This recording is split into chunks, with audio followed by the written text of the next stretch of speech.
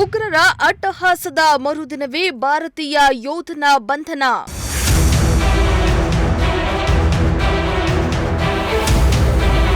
ವಿಶ್ರಾಂತಿಗೆಂದು ಗಡಿ ದಾಟಿದ್ದ ಪಿಕೆ ಸಿಂಗ್ ಬಂಧಿಸಿದ ಪಾಕಿಸ್ತಾನ.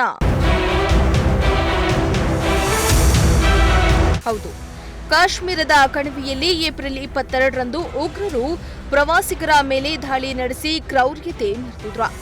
ಅದಾದ ಮರುದಿನವೇ ಆಕಸ್ಮಿಕವಾಗಿ ಪಂಜಾಬ್ನ ಫಿರೋಜಾಪುರ ಗಡಿಯನ್ನ ದಾಟಿದ ಬಿಎಸ್ಎಫ್ ಯೋಧ ಪಿಕೆ ಸಿಂಗ್ನನ್ನ ಪಾಕಿಸ್ತಾನ ರೇಂಜರ್ಸ್ ಬಂಧಿಸಿದ್ರು.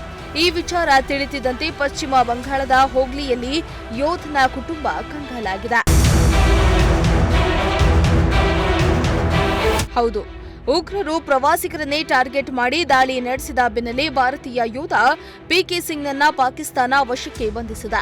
ಬಿಎಸ್ಎಫ್ನಲ್ಲಿ ಸೇವೆ ಸಲ್ಲಿಸ್ತಾ ಇದ್ದ 40 ವರ್ಷದ ಯೋಧ ಪಿಕೆ ಸಿಂಗ್ ಬುಧವಾರ ತಾನು ಗಡಿ ದಾಟುತ್ತಿದ್ದೇನೆ ಅನ್ನೋದನ್ನ ಗಮನಿಸದೆ ಮರದ ನೆರಳಿನಲ್ಲಿ ವಿಶ್ರಾಂತಿ ಪಡೆಯಲು ಹೋದ ವೇಳೆ ಪಾಕಿಸ್ತಾನದ ರೇಂಜರ್ಸ್ ಬಂಧಿಸಿದ್ದಾರೆ.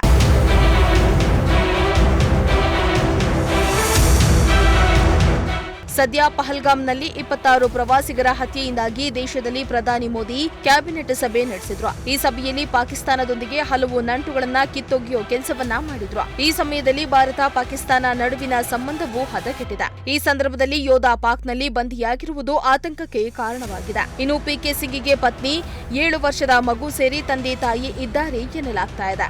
ಇಂತಹ ಸಂದಿಗ್ಧ ಪರಿಸ್ಥಿತಿಯಲ್ಲಿ ಪಿಕೆ ಸಿಂಗ್ ಕರೆತರುವುದು ಸವಾಲಿನ ಕೆಲಸವೇ ಸರಿ. ಯೋಧನ ಬಿಡುಗಡೆ ಸಂಬಂಧ ದೇಶ ಯಾವ ನಿಲುವನ್ನ ತಾಳುತ್ತೆ ಎಂದು ಕಾದು ನೋಡಬೇಕಾಗಿದೆ. News desk, Prajashakti TV.